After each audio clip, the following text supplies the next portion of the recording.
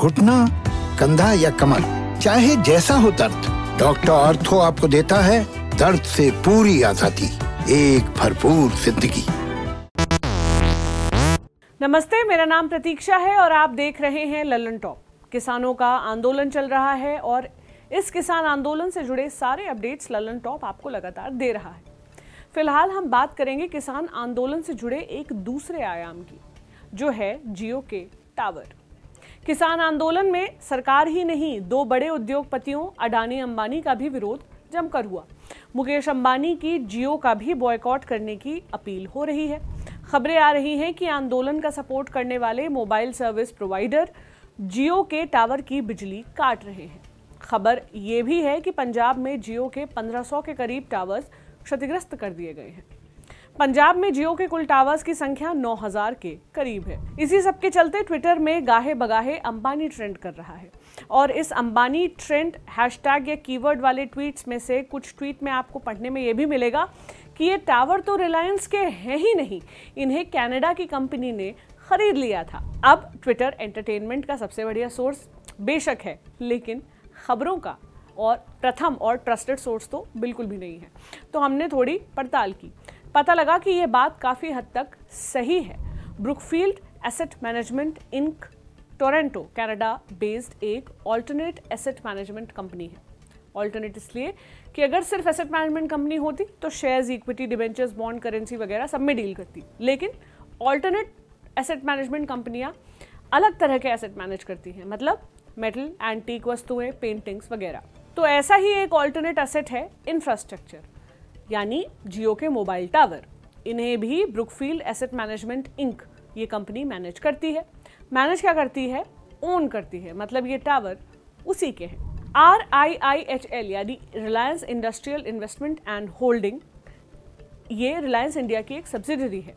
इसके और Brookfield asset management ink की sister company Brookfield infrastructure partners limited partnership का 2019 में एक अग्रीमेंट हुआ, जिसके अनुसार Brookfield infrastructure partners limited partnership ने सिंगापुर की GIC यानी सिंगापुर सोवरिंग वेल्थ फंड के साथ मिलकर रिलायंस जियो इंफ्राटेल की 100% हिस्सेदारी खरीदनी थी।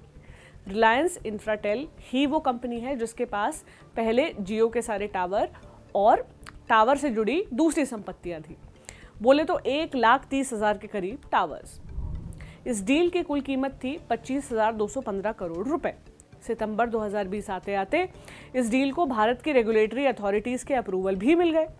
6 अक्टूबर 2020 को RIL ने घोषणा कर दी कि यह डील पूरी हो चुकी है। बिजनेस टुडे के अनुसार रिलायंस जियो की टावर यूनिट के अधिग्रहण की यह डील भारत की अब तक की सबसे बड़ी प्राइवेट इक्विटी डील है। केवल सत्ता पक्ष ही नहीं, पंजाब की कांग्रेस सरकार के मुखिया कैप्टन अमरिंदर सिंह ने भी किसानों से अपील की है कि आंदोलनकारी ऐसे काम ना करें जिससे आमजन को परेशानी हो। साथ ही उन्होंने दूरसंचार सेवाओं को बाधित करने वालों पर सख्त से सख्त कार्रवाई करने का भी पुलिस को आदेश दिया है। सोचिए, मोबाइल नेटवर्क किसी कंपनी का, सिम किसी दूसरी कंपनी का, मोबाइल किसी तीसरी कंपनी का, स्पेक्ट्रम सरकार का, लेकिन यूजर तो एक आम नागरिक ही है।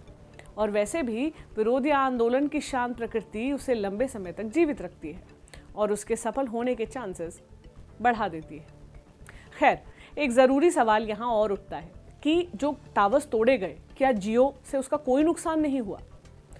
जिन्हें लगता है कि टावर के क्षतिग्रस्त होने से जियो का कोई नुकसान नहीं हुआ क्योंकि वो तो कनाडा की कंपनी के थे, तो पहली बार में आपको सही लग सकता है, लेकिन असल में ये बात बड़ी अतार्किक है। सोचिए, अगर कोई दूसरी या उससे ऊपर की मंजिल पर रहता है और नीचे वाली मकान या फ्लोर को तोड़ दिया जाए तो क्या ऊपर वाले को फर्क नहीं पड़ेगा? ऐसे ही जियो के मोबाइल नेटवर्क के ठीक नीचे वाला फ्लोर ये मोबाइल टावर है। फिर चाहे इसका मालिक कोई भी हो, ये किसी की भी परिसंपत्तियां हो, अगर ये ना होंगे तो जियो का नेटवर्क कैसे चलेगा? कैसी लगी आपको ये जानकारी? कमेंट सेक्शन में बताएं। ये जानकारी आपके लिए लाए थे मेरे साथी दर्पण। मेरा नाम प्रतीक्षा है। शुक्रिया।